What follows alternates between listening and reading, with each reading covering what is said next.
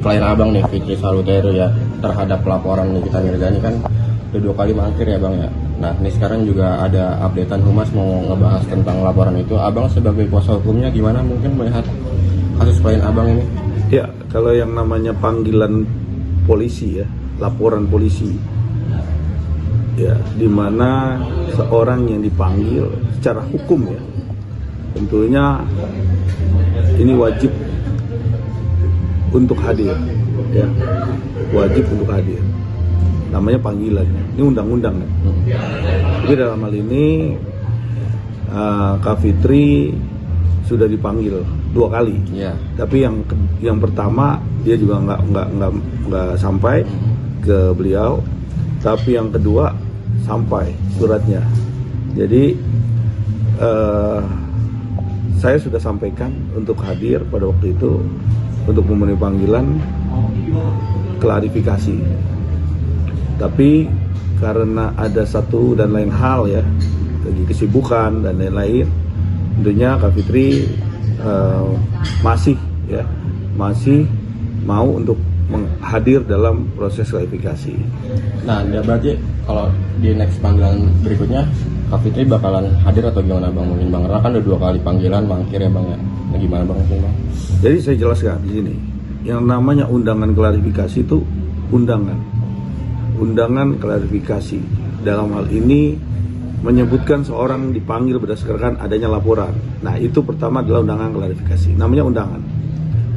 Ya, hak seseorang untuk hadir atau tidak, kalau yang namanya undangan di dalam proses panggilan, boleh hadir boleh enggak. Kalau hadir maka di-counter semua, apa aja alat buktinya yang disampaikan gitu.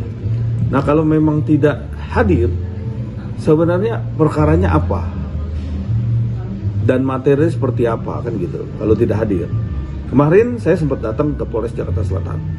Ya, saya memenuhi panggilan Kak Fitri, tapi kan Kak Fitri nggak bisa datang pada waktu itu. Jadi saya memberikan bukti-buktinya, ya, akunnya Kak Fitri. Nah, penyidik punya akun yang diduga akun ini adalah akun fake. Saya mengcompare itu. Nah, biarkan nanti proses penyidik yang akan melihat bahwa kasus ini apakah layak untuk bisa dilanjutkan ke proses penyidikan. Kalau memang kasus ini layak, ya silahkan bisa dinaikkan ke tingkat penyidikan untuk bisa didalami. Tapi kalau tidak, maka polisi juga harus cermat dalam hal ini, harus hati-hati dalam hal ini. Kalau memang ini bukan ranah daripada apa yang dilaporkan, tentunya ini nggak usah digoreng-goreng, ya, hentikan. Seperti itu. Coba dari kacamata abang sendiri kan kuasa hukumnya ya, ada nggak sih mungkin yang masuk dari unsur hukum atau unsur pidana gitu? Kalau menurut abang sendiri kan lebih mengerti gitu. Saya melihat ini ada yang mengatasnamakan akunnya Kak Fitri.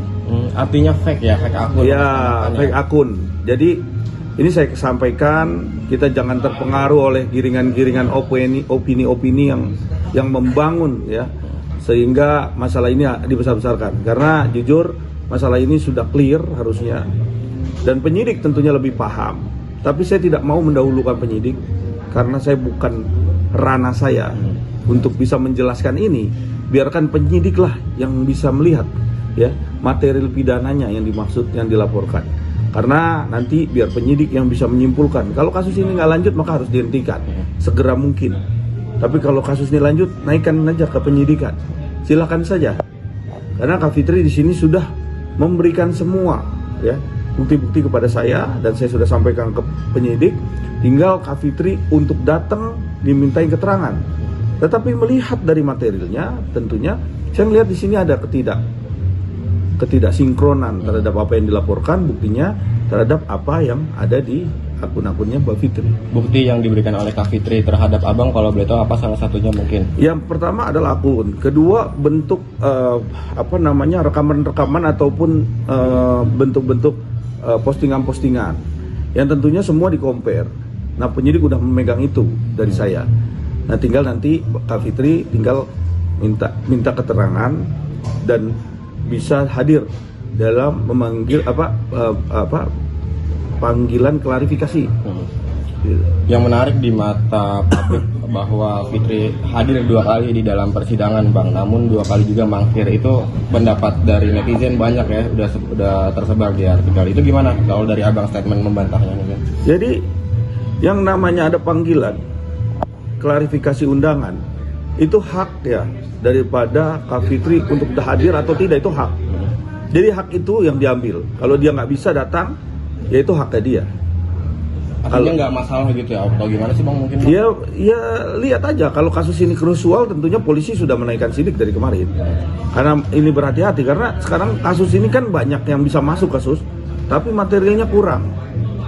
Banyak, tetapi kan kita nggak bisa melihat. Kalau tentunya penyidik kan kita ambil langkah, silakan saja, bebas saja.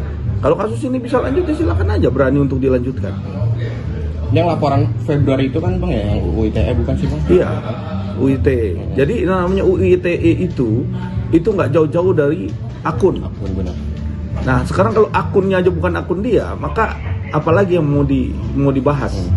Itu apakah udah bisa dikonfirmasi bahwa benar-benar bukan akun dari Kak Fitri bang? Sudah dikonfirmasi dan penyidik sekarang sudah melihat, mengecek akunnya bukan akun Kak Fitri. Berarti tinggal penyidik mengundang Kak Fitri untuk klarifikasi ya, atau gimana bang mungkin bang? Ya nanti tinggal Kak Fitri memenuhi panggilan, waktunya nanti disesuaikan. Ya ini namanya panggilan hukum. Suka nggak suka harus hadir, datang, ya kan. Tapi saya menjamin bahwa Kak Fitri kooperatif. Ya. Bang, sebagai orang hukum juga, ini kan kasus ini kita cukup menjadi atensi publik ya bang ya. Apalagi kemarin majelis hakim nggak mau memutarkan flash disk. Itu gimana sih bang menurut abang? Itu memunculkan gimana ya, rame gitu bang. Karena kenapa nih majelis hakim nggak mau memutar flash disk, padahal nih kita udah memohon untuk memutar.